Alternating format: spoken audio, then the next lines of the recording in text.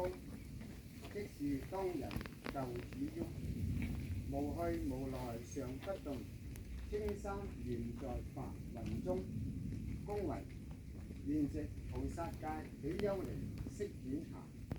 西域波蘭國人士，終年時曾越虛雲住，知有出塵法，便放下俗願，一心窺探上乘。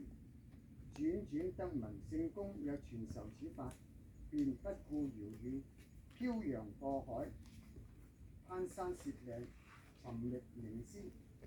因緣殊勝得遇聖公，遂投公座下出家修行。光陰過隙的講，已係幾十載，未曾離此山。奈世緣已盡，捨報西歸。今圖其法語一句，又作魔生。舉起三昧火，燒卻還化身，一塵都不染，清淨自安然。燒！